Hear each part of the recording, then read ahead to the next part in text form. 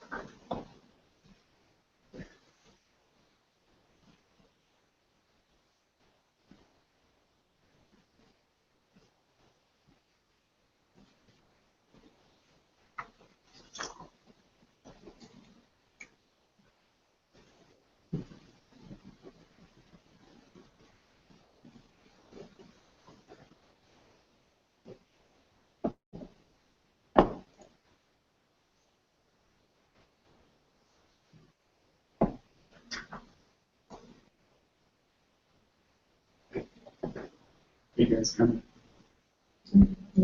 You guys are there? Yep. Into the syllabus. Oh yeah.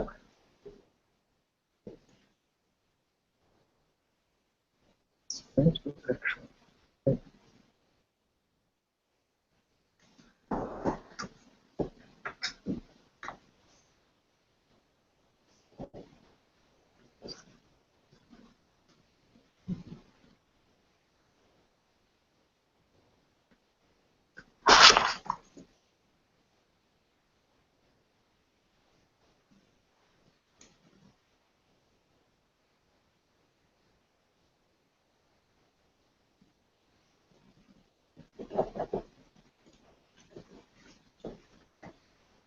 You doing, Dr. Bradley?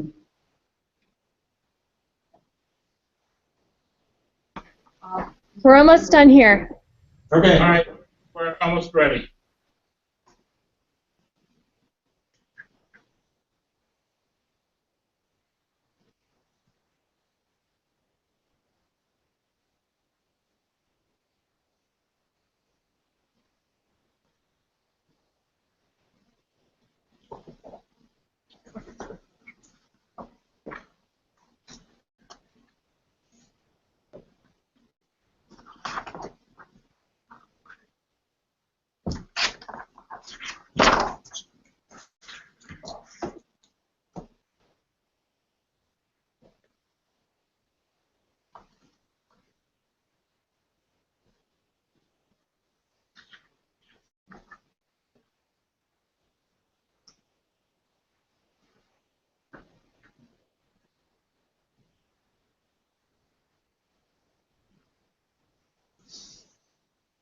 I'm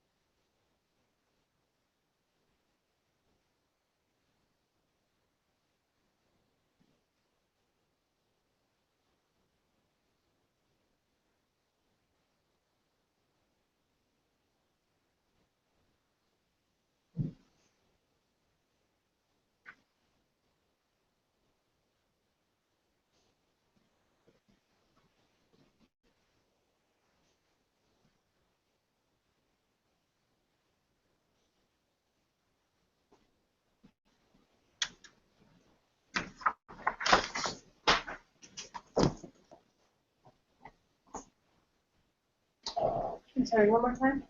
Ask Tom if he's had people go around and introduce themselves. Tom, can you introduce yourself? Yeah, hi everybody. I'm Tom. I want to talk to you for a minute or two as we kind of get this thing off to a creepy crawly start. Okay. I think that from our vantage point in Akron, it's saying a lot, but I'm looking at the Cleveland classroom and I'm noticing a couple of pairs of a pair of shoes here, I think that is, on the floor. Oh. Yes. A pair of shoes. I think it's a pair of shoes, which I think is actually a great thing because that's the kind of personality that I think we all want in this community classroom that's bridging 3 towns. I wanted to just say a few things up front. And it starts with thank you. Thank you, thank you, thank you. This is a snow day for the University of Akron. Half of Cleveland's kind of shut down in various ways. I've been getting messages all day, oh, I don't know whether I'm going to be able to make it out, or we just had a parent-teacher conference come up, or I blew out my knee. That's another one. So I'm grateful to those of you who are able to join us today, and we will be doing these sessions for Tuesdays and Thursdays from now through March 26th. A lot of people have helped to put this together, and I'm heartened by that because it's a really cool idea. Starting with the Martha Holden Jennings Foundation and the Stanley Galt Foundation, they put together some money and said, hey, how about an idea? How about an idea of where we bring together classrooms of professional librarians along with teachers and ask those people to work together to see what we could do to re-envision English language arts in our classrooms, to re-envision how we teach literacy. And starting from a standpoint of, hey, wait a minute, it's the teachers who know the students best and they know the curriculum and the requirements best, and it's the librarians who know literature so well. What would happen if we had these people trade ideas and manufacture new things that they can take into a classroom? That's where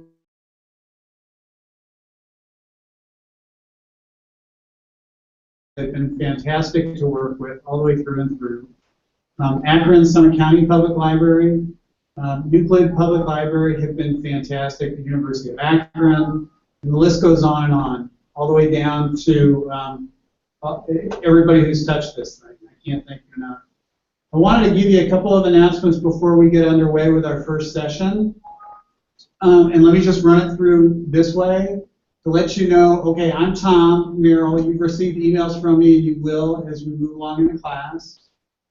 You can reach me at tjm131 at zips.uakron.edu. That is also in the binders that you have, and my cell phone number that goes along with that is 330-806-0496. That's also in your binder in the directory section.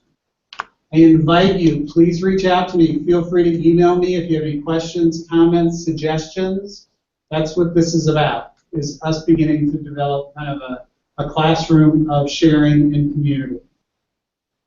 The goal for this is a goal that really resides with all of you. We're simply the instructors who are kind of setting a stage for something.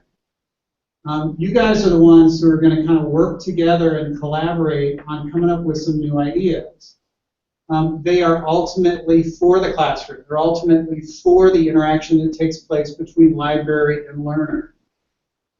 So this is for you. And what we'll do our best to do is to capture your ideas and to document them so that we can continue to develop new ideas in literacy and English language arts learning.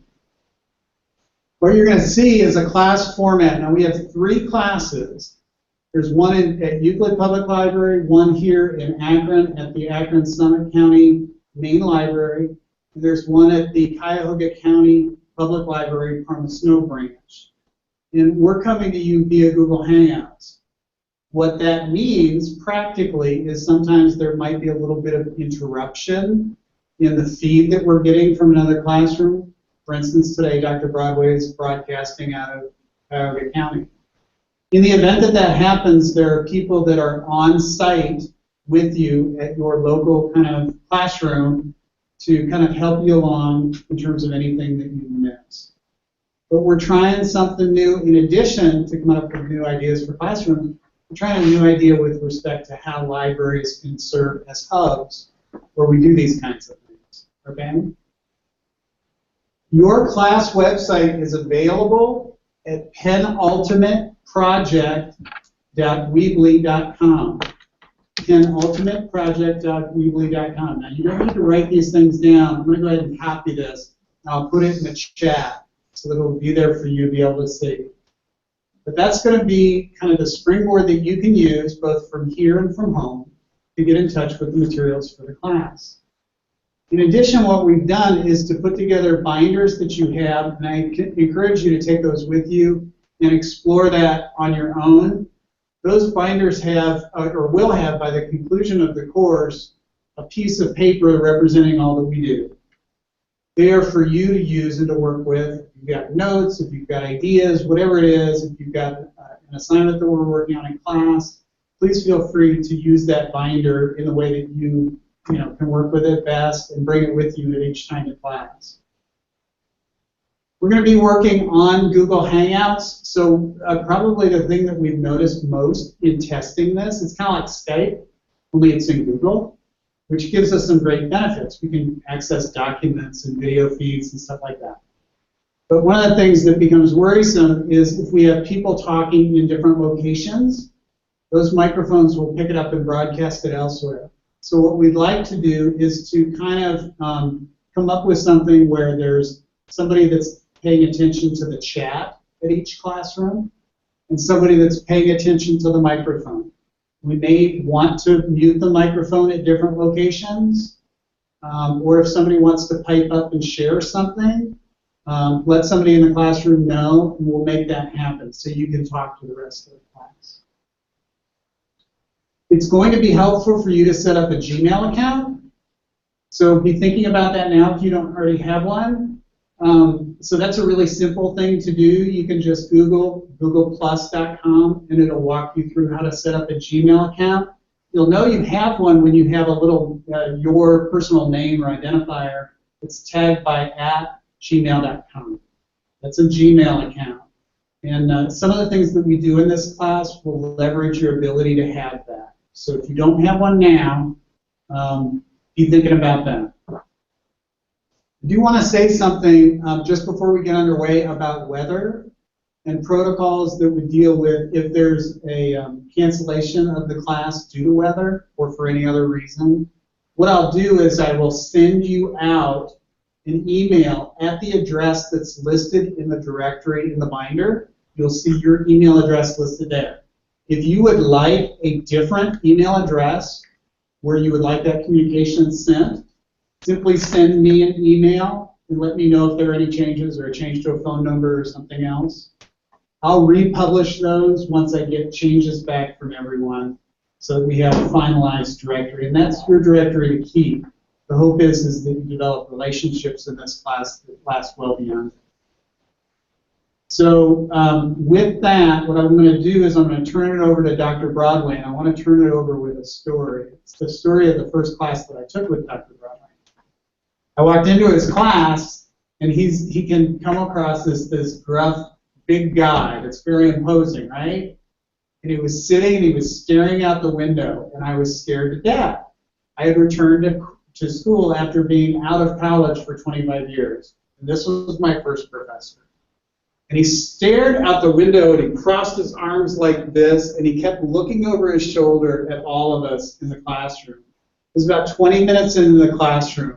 He finally turned to us and he said, "Well, what do you want to do today? What do you want to do today?"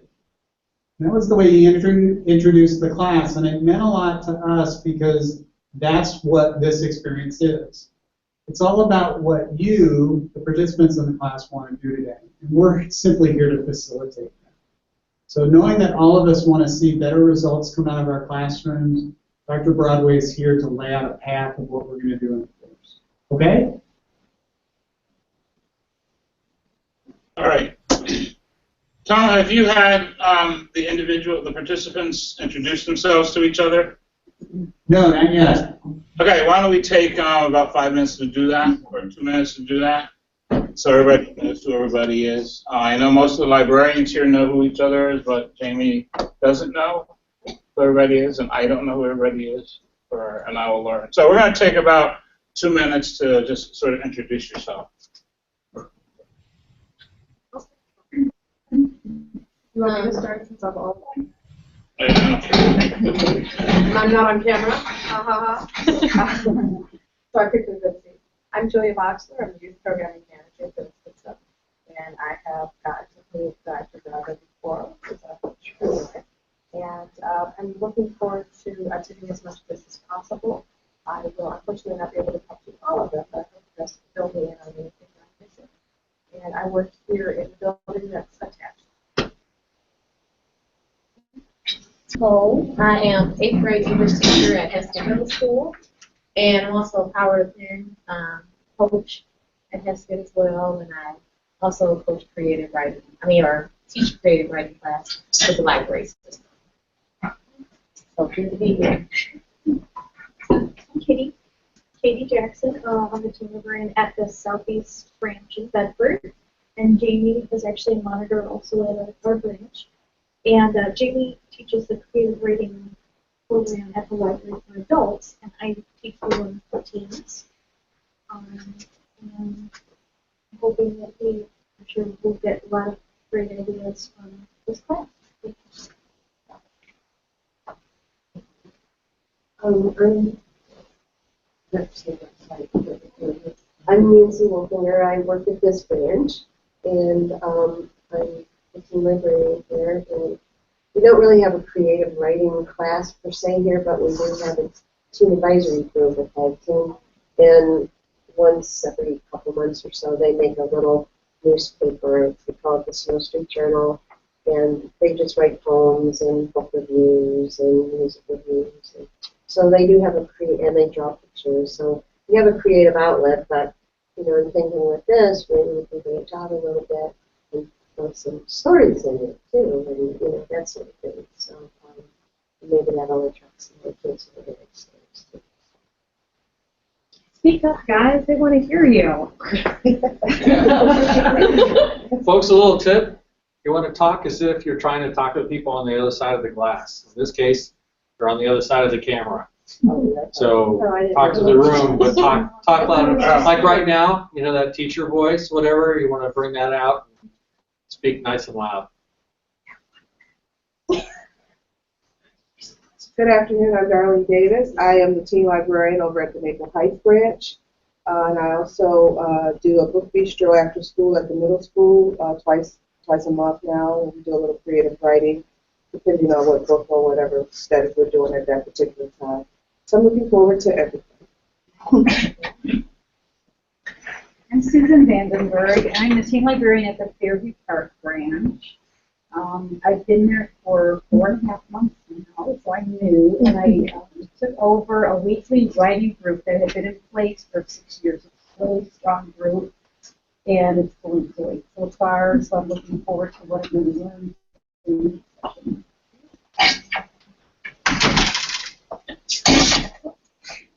Hi, I'm Becky Barianic. I'm the teen librarian at the Brook Park branch, and I've been there for about a year now.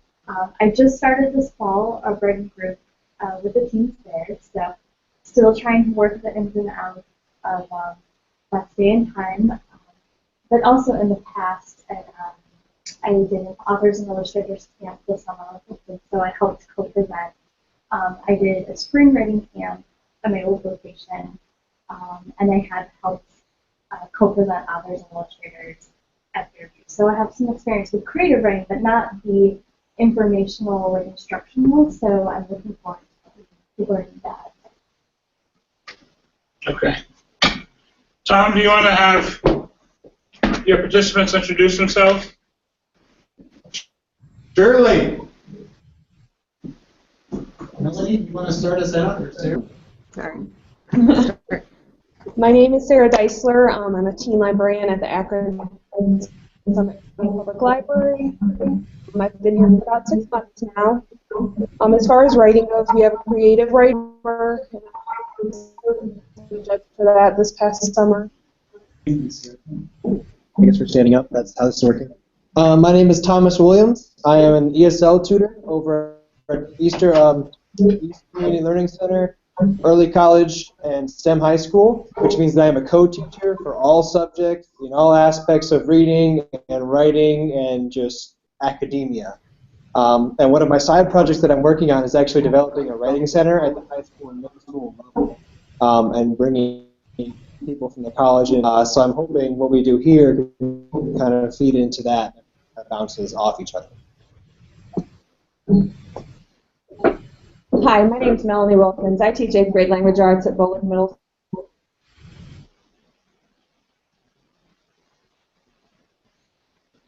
I love teaching language arts. It's my absolute favorite subject to teach.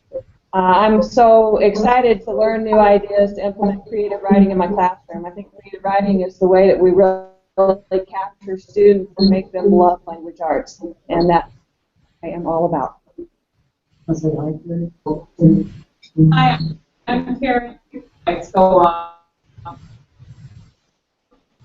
And I'm the Youth Services Coordinator here at Akron. Great. How about you, Garth?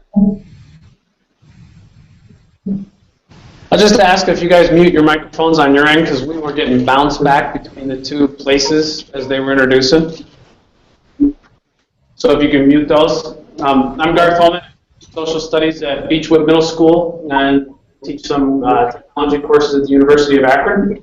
So I'm going to instruct a course this week for next Thursday. Hi, my name is Kristen Zajac. I'm one of the Children's Associates here at the Beechwood Public Library, and been doing that for 2 years. But before I came here, I had some experience with curriculum and working with children on like the younger end of schooling, so like kindergarten through 6th grade. And my undergraduate degree was in youth theater and poetry, so I can bring like fun, creative ideas. Hello, my name is Dawn Sardis, and I am the Teen Services Librarian here at Beechwood Public Library.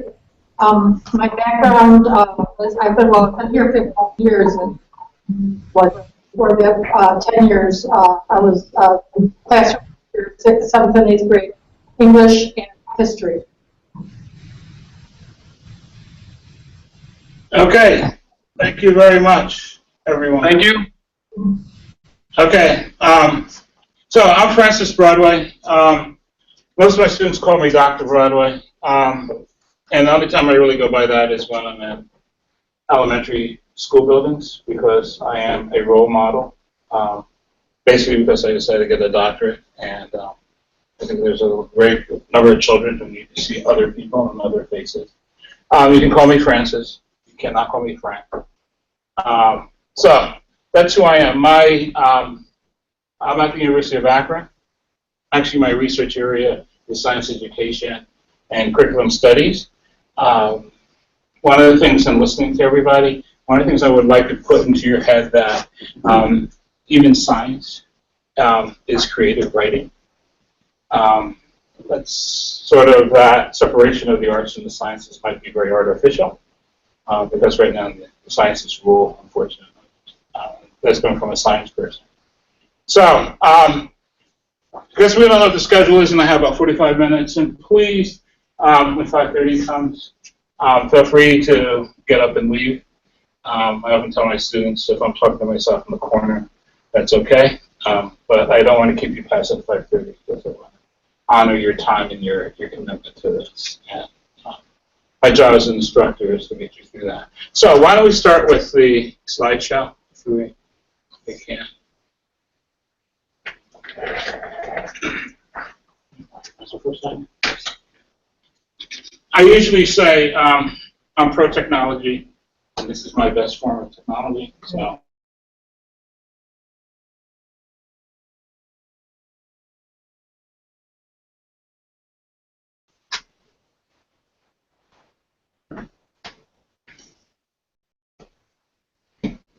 One of the ideas when Tom approached me with this, and he sort of introduced himself as being in a class I taught on curriculum theory, which we'll talk some in this presentation today. This excitement about what curriculum is and how it can help students write, especially and read, because we all read and write, just became very exciting to me. And I want to stress really through this quote the whole idea of humanness and how much humanity is going to be very important to what we do. Next slide, please.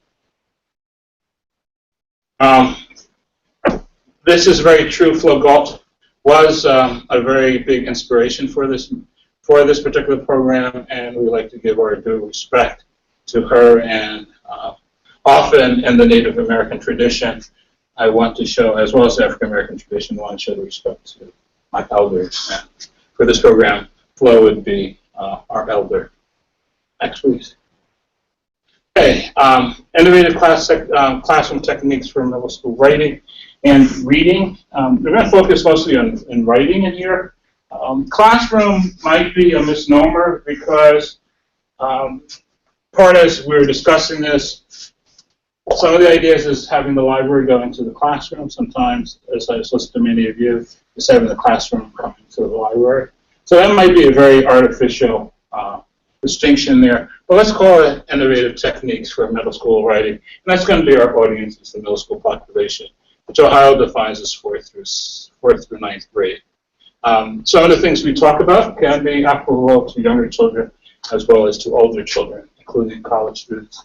And college students go up to well into the 80s. Next slide, please. Okay, we already did the survey. So if you can skip the next 3 slides.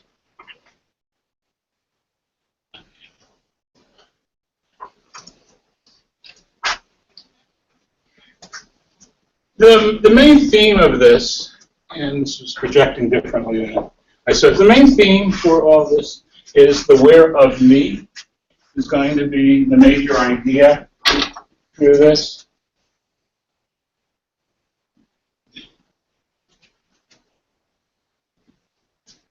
When my students ask, when I ask my students, why do you go to school? Why do we have schools? What's this institution that we call education and school is all about? What are you supposed to get out of it? My short answer would be the where of me. And to me, if schools focused on that, as we will focus on this meeting, the where of me, I think what happens in schools, what happens in our general society would be more sustainable and more for the future. Next slide, please.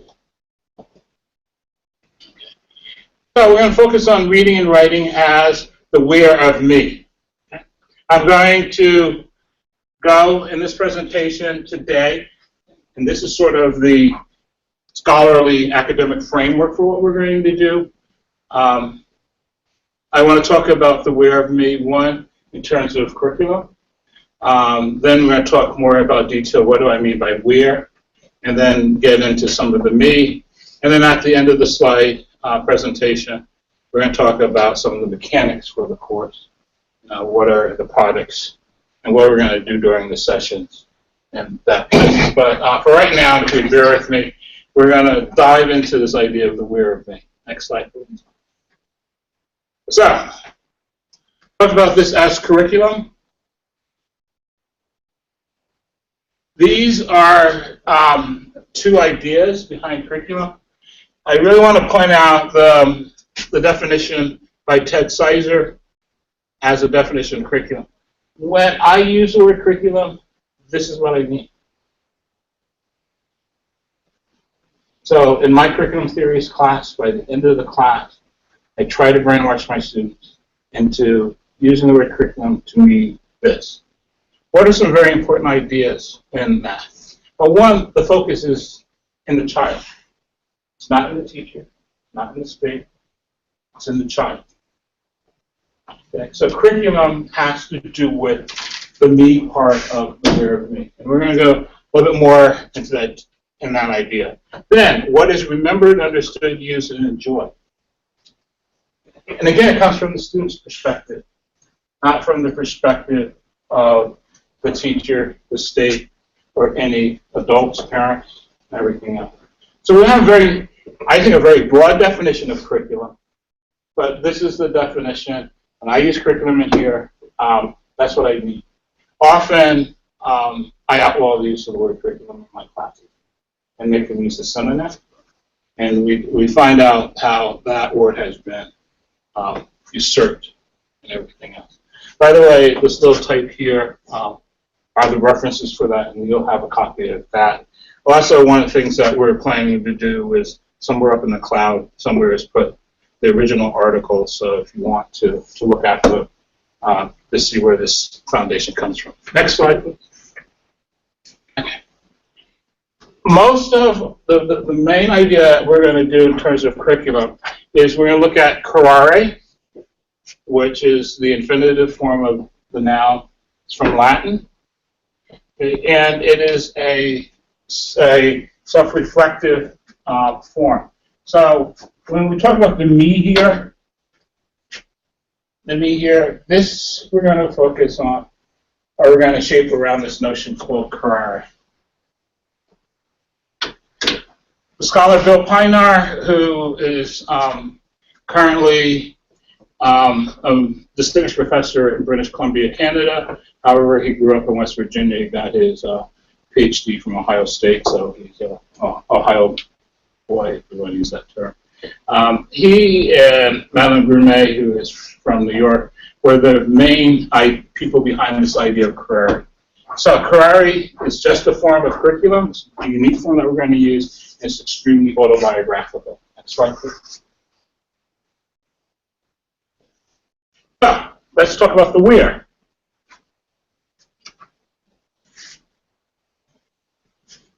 Next slide, please. I'm going to do a quick overview of 3 terms that I'm going to use when we're talking about where. One is location, one is space, and one is place. These 3 terms. And so when I say where, the where of me, you can substitute those 3 words into that. You know, where am I located, and what space do I occupy? What is the place for me? And we're going to look at each of these particular terms. Next slide, please. Okay, location. What I'm going to do here is do a series of just images. One of the things I did in the graduate class, and actually I teach after this on Tuesday nights, I asked students to look at these 3 terms and come up with a visual image of and a definition of what is a location and a space and a place. So here are just some images those students came up. These are graduate students. Some of them are teachers. Some of them are people who are planning to teach. And actually half of the class was Saudi Arabian, so you might see that flavor. But these are some of the images that came up for this particular idea. Next slide, please. Next slide. Next slide.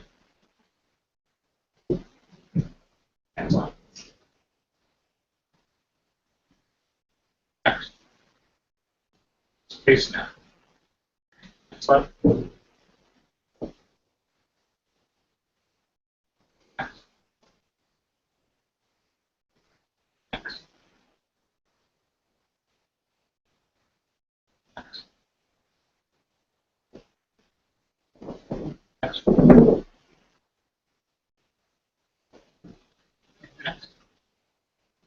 Of place. These are some images of place.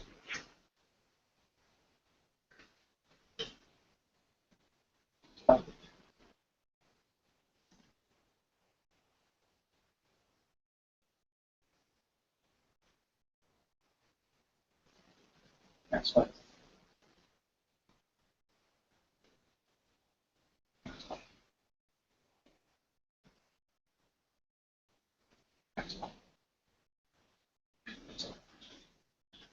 One of the techniques that I like to introduce you to is this idea called power writing.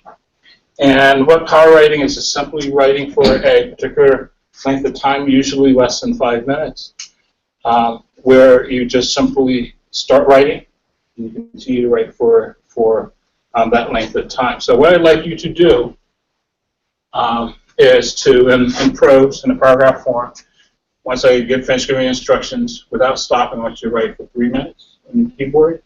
And what I'd like you to write about is a description of what is place. And whatever you write, I will ask you to share with other people in the course and in the class and the like. Please always ask me if I forget to tell you up front that if I want to share something. One of the important things for especially people who teach writing is audience is very important. And we'll talk some more about audience when we get into the mechanics of writing.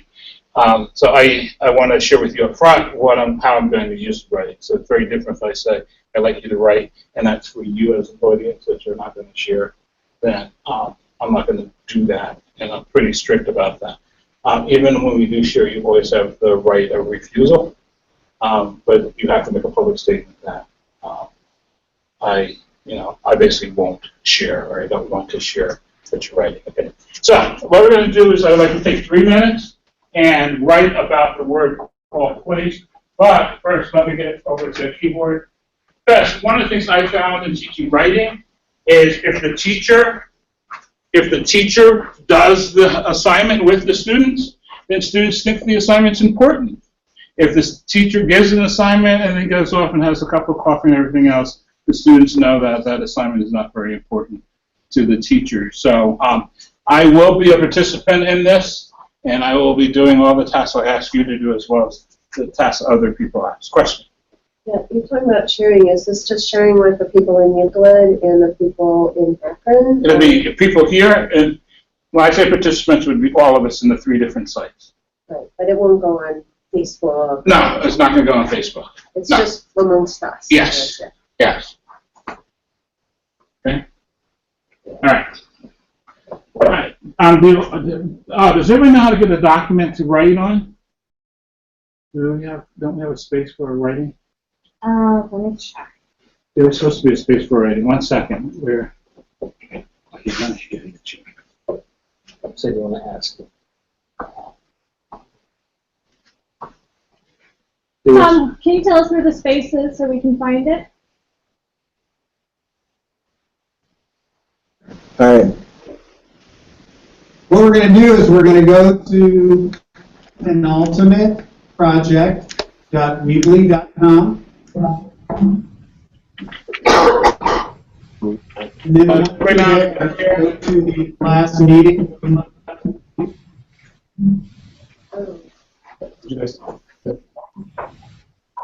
Second, Tom, just 1 minute. Yeah.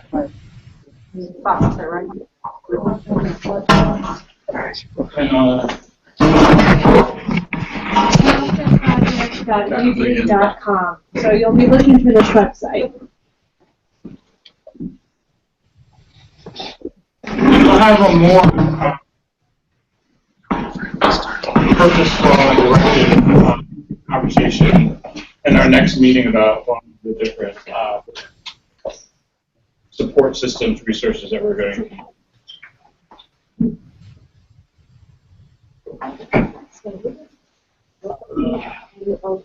That looks good. Crossing PenUltimate we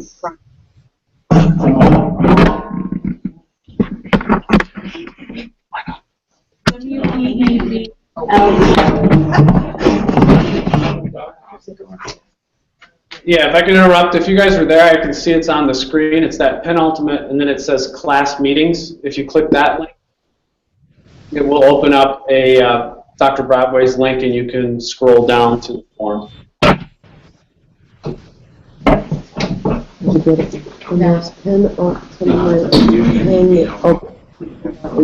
I'm sorry, one more time? Okay, if you can stay right there, Dr. Broadway, I can see you guys now up on the screen. On the left-hand side, you have class meetings. Do you see that up on the blue by the quote? Yes. You want to click onto that? Yes, please. It's loading. Project. And then if you scroll down, doesn't it have his agenda and his PowerPoint right there, and there's a box for you to type in. You type in that box, and you will hit submit when he tells you to submit. Okay, and that is a Google form.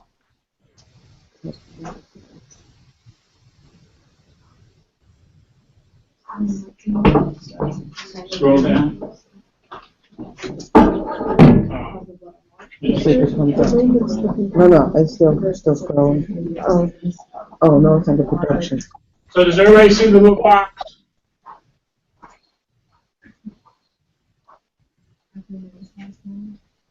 Right. 1 second. Ready to get to the box? There you go. Okay. Where we at? I'm going to click on class meeting. Class meetings on the left. Okay, scroll down. And you should see the little box. That's the box now. Okay. Okay, has everybody found the box?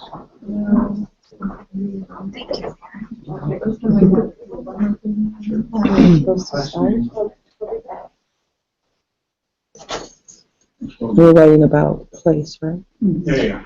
Are we supposed to start? Or is he going to tell us when?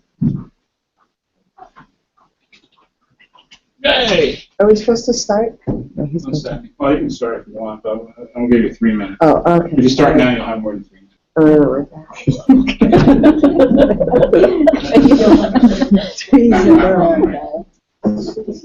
After race. So you want to, good.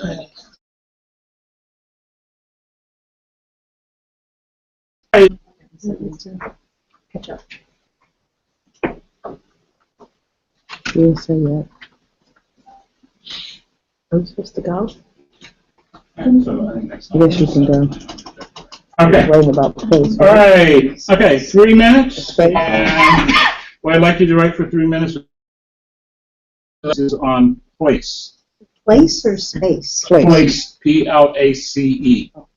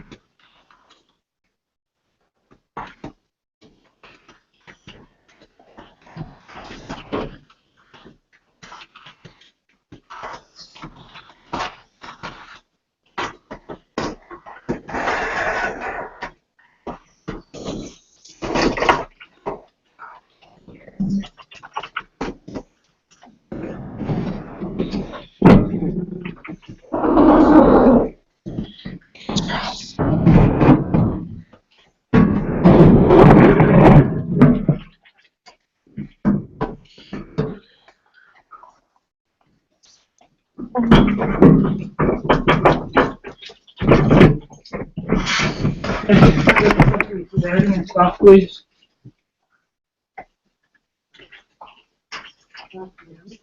Yes, if you stop. 3 minutes is up.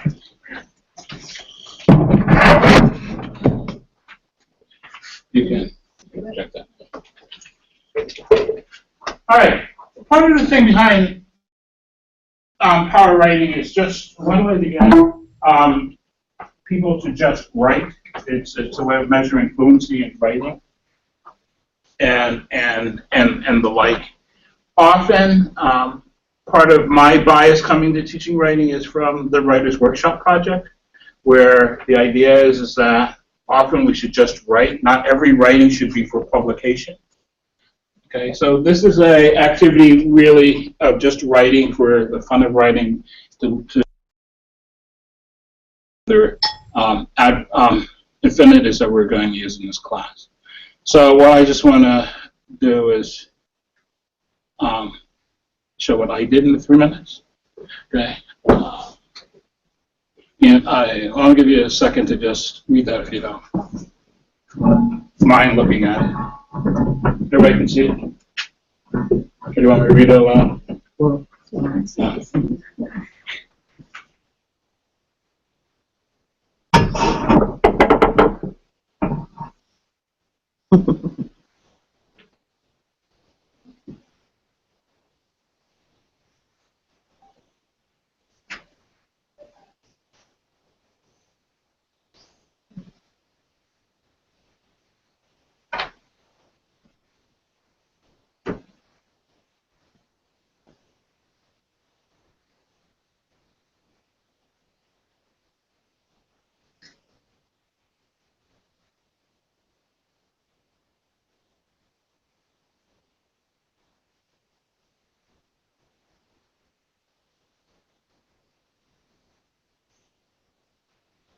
Okay, just quickly to share with you where I was going with this particular piece. I have a book chapter due for a scholarly book in about a month, and I need to start working on it. And knowing that I was going to do this, I started just playing with some of the ideas I want to put in that. The key idea is this idea of a stranger.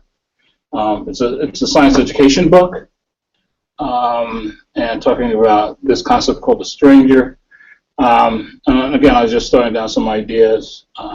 This is supposed to be uniquely.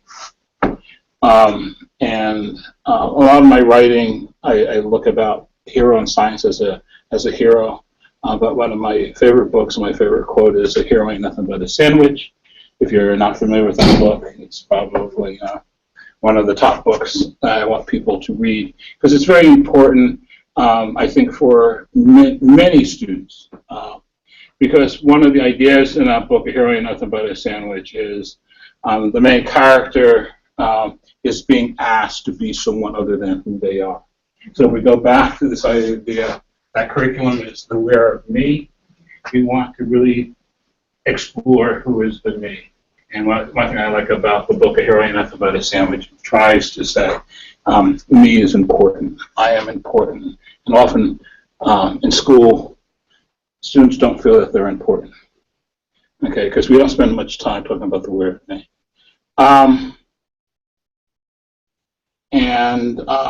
The place called. And that's going back to this word. But just simply for me, it was just simply trying to get some ideas down that I'm going to incorporate somewhere into the book chapter I have to write. So, you know, put my name in there. So put your name in there. I lost my name thing. Oh, it didn't scroll down? No, it's just like... Scroll all the way to the right and then scroll down. Here's it. And then we submit it off to somewhere. So press submit. Yeah, I want you to put your name in there if you just press submit. And if Garth talks to us on Thursday, we'll learn more about where it went. It's in the cloud. Hey, where'd it go? It's out there. I thought you said it was just amongst us. Oh, it is, but we're the only ones who have access to it. Yeah, so your mother can't go into the cloud and find it. The worst person who won't read it is dear old mom, but it's out there. Yeah, just for clarification, the only people that have access are the instructors of the course, but we can share it back with you later. That's kind of the idea. All right. Next, all right, can we go back to the slideshow?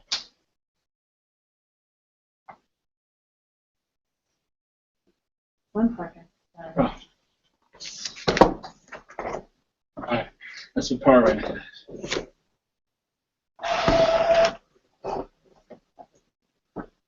Okay, next slide. Okay, what I'd like you to do, do you still have copies of your 3 minutes writing? Can you pair up with somebody? Okay, and I'm sorry your teachers aren't here today. We just submitted them. Oh, it disappears off the screen? Yeah, it goes away. It's up in the clouds. Okay, all right, that's fine. I'm just learning the technology. Well, I'll have you do this on the next slide. Next slide. Okay, all right, and I'm going to give you a chance to chat with each other in a second about what you wrote and how you looked at place, but I'd like to give you a definition of place. Okay. Regina Whitlock, who this comes from, she has some of the greatest titles. Titles of her work. This one is called "Jesus Died for NASCAR Fans." This is the name of the article from which it is. But here's a definition of place I would like you to look at.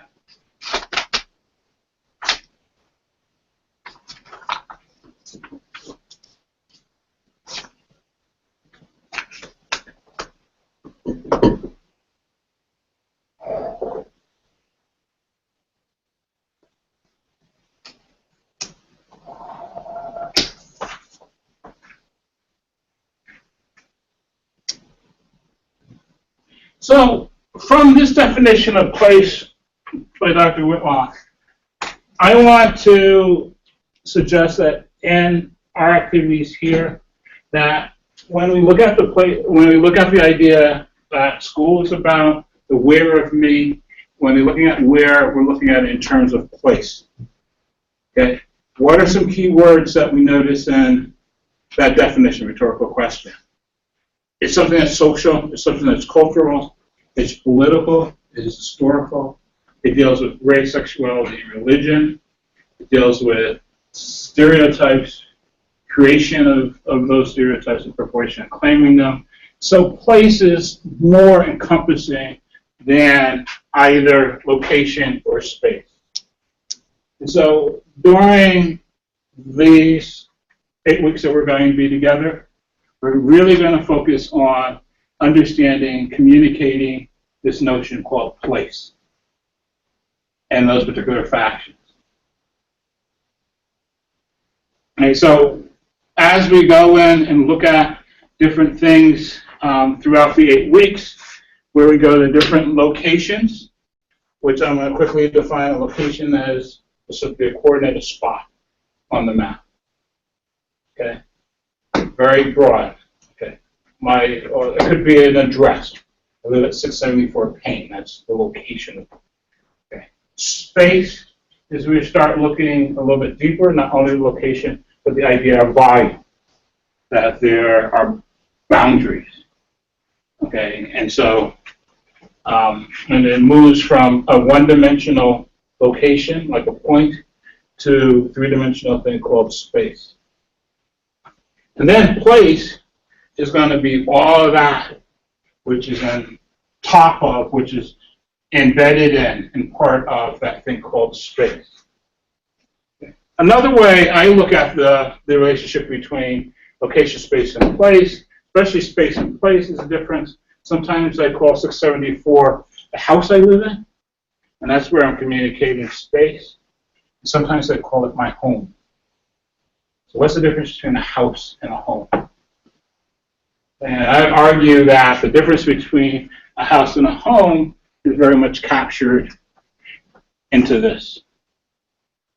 And it's a deeper way of looking at me.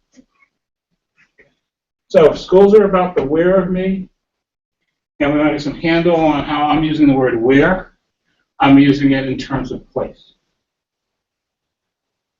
Next slide.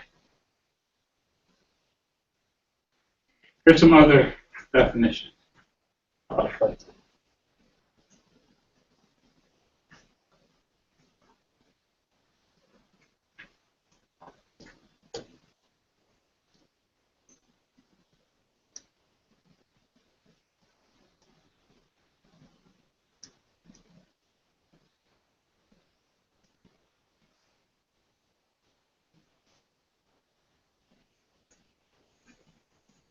Again, if we're looking at the where of me in terms of pace, and we look at also the second definition over here, what are some of the things when I look at Northeast Ohio? One of the things is I love to cook, and one of the things is I grew up in suburbia New York. However, my mother is from North Carolina. Most of her family are from North Carolina and South Carolina. I migrated up to New York in the 50s. So I have some strong southern roots, and we often can see the South as a place, and we look at say food in terms of the South, and you can start seeing little things that when we talk about food, from an ecological standpoint, historical, the aesthetics, the beauty of looking at food, the type of soil and why they different soils, and one of the things since I moved here about 18 years ago from South Carolina, so that's where my last teaching job was and where I got my doctorate, I've always asked myself what food represents Northeast Ohio in terms of a place. No, that's 9 hours. And my only answer so far is ham loaf. Ham loaf. Ham loaf, I actually had some this weekend. But what they do is they ground up ham like they do beef, and they put a little pork in it, and you can use it to make a meatloaf. And it's something that is Amish and the other group, Mennonite. So I learned about it, and some people who live in Holmes County and everything else. And no one knows. People in Holmes County knows about it, but no one else in the world knows about ham loaf. Although I did have someone who lived in Rochester, New York, and she sort of thought she remembered ham loaf. But even we'll even do fried chicken, and everybody tells me there's a difference between Barberton fried chicken and Southern fried chicken. Anyway, so those are things called place. Okay, and how do, in terms of saying food, and right now we're talking about local produce and that kind of things. We're trying to get at this notion called place.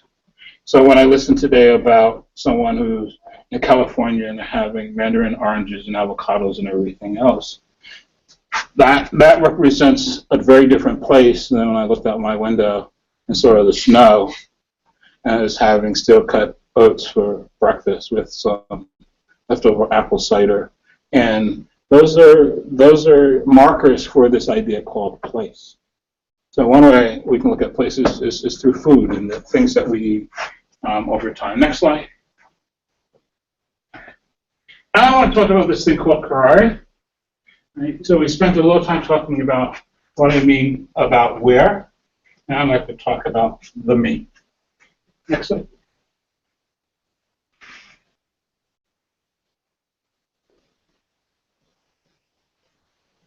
And I didn't know what other prepositions to put in that slide, but clearly Karari has to do with me. Next slide, please. Karari comes in 4 different stages. Bill Piner and Melon Gourmet, when they shaped Karari, they shaped it into 4 different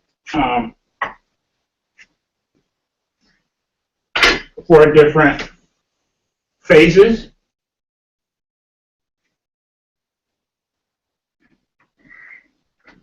The phases is the regressive, progressive, analytical, and synthetical. Those are the four phases of Kari. Right, so we're going to look very quickly at the particular four phases for going through them quickly, but I have a limited amount of time. The regressive is usually tied to the past. So it's looking at me in the past from that particular perspective. And so the past is very much part of who I am and the me. Next slide, please. The progressive deals with the future. So the regressive and the query, the study of me, and the where of me. First I look at me in the past, and then I look at me in the future. Next slide, please. And the analytical is the present.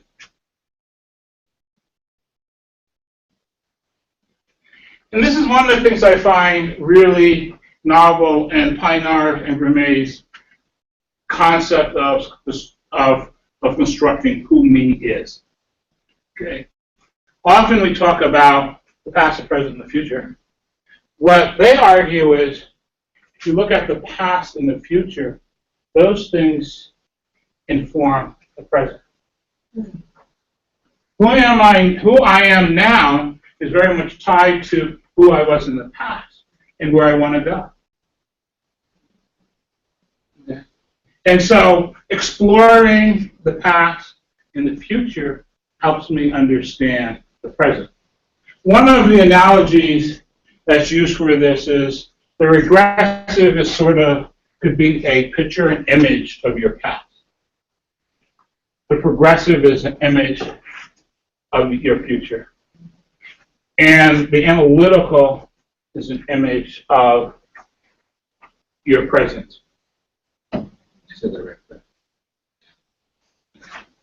So you have these three snapshots. And you take these three snapshots, you put them all together, and you look at the synthetical. You synthesize those ideas together. So we go back to the where of me. We've already talked about the where part as being place. And now the me is going to be sort of the synthesis of me, the past, me, the future, me, the present. And so how does all of that relate to this thing called place? Next slide, please. There's a synthetical. And I like this definition of the synthetical phrase because if we look at the word curare, which I said brings us the current English word called curriculum, curare is also connected to this idea of coursing, running the course is often what you'll see. Okay. And Mary Dahl, in looking at curare, looks at it as the coursing as a current. That part of me which is going through me, who I am, is sort of my blood flow, that inner energy, that inner person, that energy that makes me. And that's what curriculum is. And so in my world, if we really want to engage children, engage people, adults, all of us, in this idea of curriculum, it's looking within to see that which we can share with others in the place that we are. Next slide. Okay. So, theoretical framework for what we're doing here is we're going to look at the where of me. Okay. And all the activities we do will constantly come back to place and coming back to this idea of curare, the me in this particular format. Any questions at this point?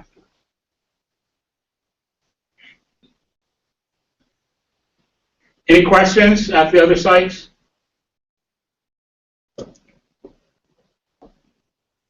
Hello? Any questions at this point?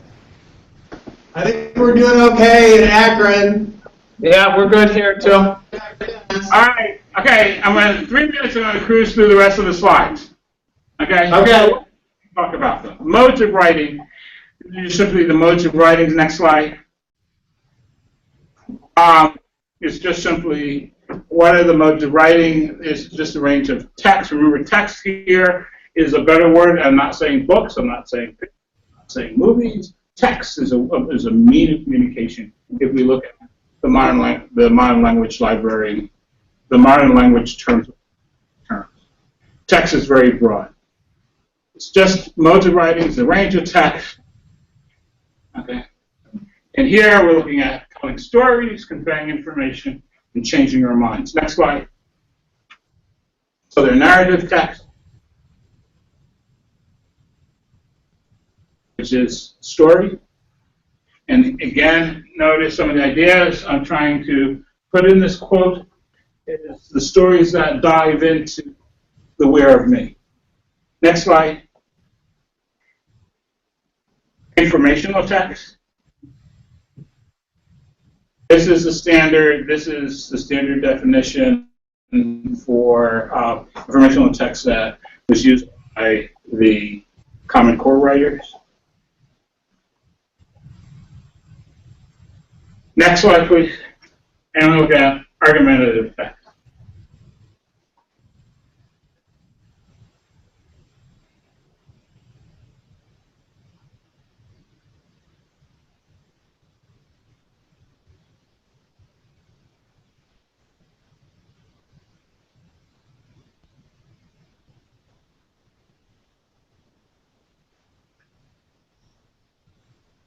Next slide, please. Okay, what's going to happen during the sessions that we meet? Next slide. I have a very good friend, a wonderful scholar that I do work with, and she would puke if she saw this slide. One of her claims to fame, which was always exciting me, when she was a kindergarten teacher in Akron Public Schools, she had what was called Downtown Primary School, which met in a building on Main Street downtown, and so her library was the public library downtown. She did not have a library in her space, and so often you'd see her children walking down the street, down Main Street in Akron, going to the library. So she would love this project. Unfortunately, she's down in Oxford, Ohio. But these are the things that we're going to do during this session. Next slide. Products. Next slide. These are things we'd like you to produce. Writing. So we're going to spend a lot of time writing, and we're going to look at these three particular modes of writing: the informative text, narrative text, and argumentative text. Some of these will be done in teams. Some of these will be done individually. The writing will be about projects, problems that we as a group decide to do, we as individuals, we as cohorts decide to do, or pairs to do. Okay. So there will be some writing that we'll expect everybody to do during our sessions, and we'll look at them in those three formats. Next slide. And also, we like to construct classroom tools that are capable of eliciting or getting those type of responses. And again, these classroom tools are based on your experiences and your needs. So for an overview is in terms of final products that we'd like to have people engage in and lead with in our magic folder, our writings. Some of those writings will be for publication, which you will share to a greater audience. Also, when you publish it, sometimes you don't even know who your audience is. But some of it, the writing would be personal, and some of it will be for us to keep in-house. And also, The other product that we'd like to have is some classroom tools or pedagogical tools, and that's the best going of pedagogical tools in those three formats. So as an overview, we're looking at the where of me in terms of place, in terms of who I am, and how that will look, inform, shape writing and reading and these tools. It's 5:30, so I'm going to stop. Tom?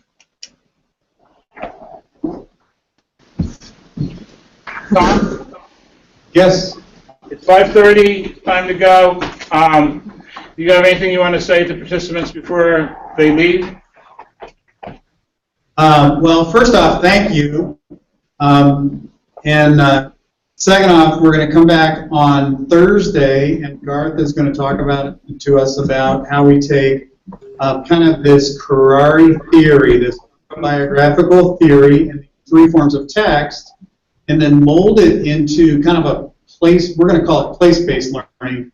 It's basically a PBL or a problem-based learning approach that's the way that you would think of it. So as we go around and we kind of think about PBLs, is that something that teachers here in Akron, are you guys using PBLs in your classroom? Kind of? Tom, kind of? A little bit? Not as much. Yeah, so Garth's going to talk to us in length about how we're going to take a PBL kind of a format and adapt it to some of this curricular theory, and in so doing then engage people in writing. So we'll look forward to that.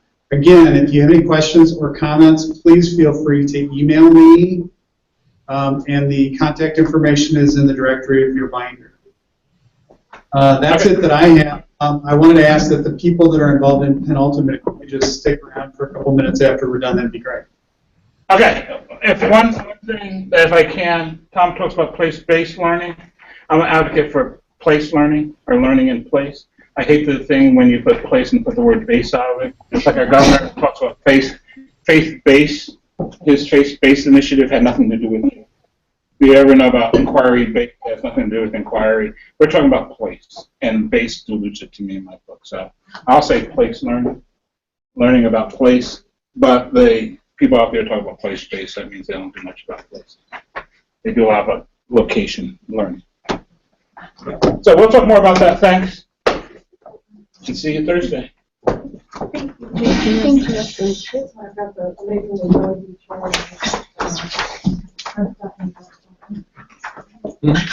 you.